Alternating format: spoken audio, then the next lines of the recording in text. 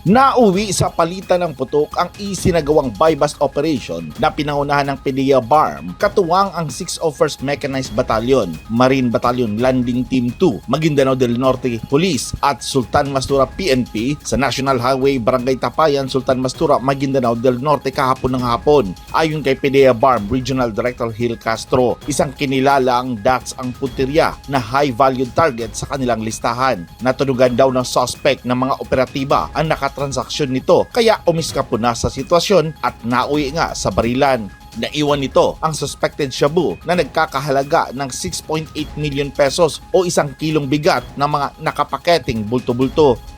Ang drug buy-bust kasi, sir, kung maingat ang ating mga operatiba, mas maingat yung nagbebenta kasi takot siyang mahuli. Di baling mawala yung item niya basta hindi siya mahuhuli. Sa isang maliit o kaunting mali nasa pananaw nung drug dealer, i-call niya yan, ika-cancel niya yung transaction at pwede niyang iwan yung item at tumakbo siya. Pero ang mga tao naman natin will endeavor, kaya nga may tinatawag tayong hot pursuit. So, noong nakatunog si DATS, doon na ang katransak niya ay mga government agents, inabandona niya yung kanyang item, tumakas siya doon sa isang lugar na lubhang mapanganib doon sa ating mga kasamahan. Pero tinugis pa rin nila siya at nagkaroon ng putukan.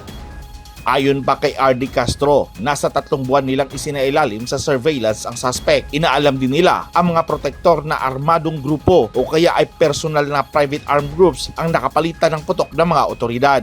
Actually, pag sinabi nating newly identified ang isang tao, nagkakaroon siya ng record after validation ng at least 3 months. Kasi by quarter ang ginagawa naming validation at updating kung sino yung mga drug player sa aming lugar. So, dun sa kaso ni alias DATS, ang pagkakaalam ko, nasa bandang 6 months siya o kalahati ng quarter na kung saan na-identify siya doon sa bentahan ng illegal drugs na yon. At from there, nagkasa ng operation.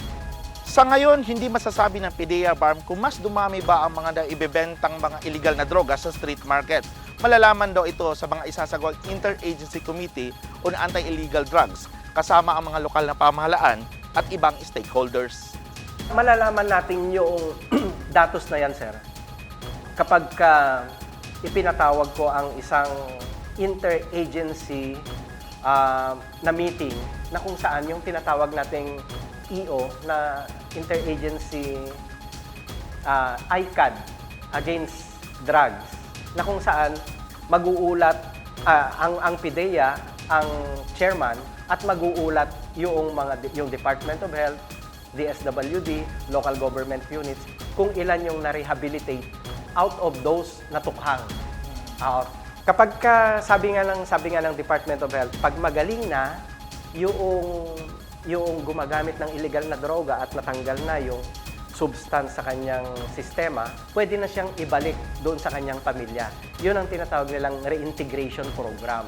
Isa din sa natuklasan ng PDEA BARM base sa kanilang mga intelligence gatherings ay ang pagsasanib puwersa ng iba't ibang drug syndicate na inaasahan nilang mga magkakaribal sa negosyo. Gayunpaman, mas pinaigting na nila ang koordinasyon sa iba't ibang ahensya at mga opisyal at pagpapaigting sa mga ikakasang mga operasyon laban sa mga sindikato ng narco-trade. Mula dito sa Cotabato City, ako si Ferdinand Cabrera ng Kutang Bato News para sa Newsline Philippines. Stay safe!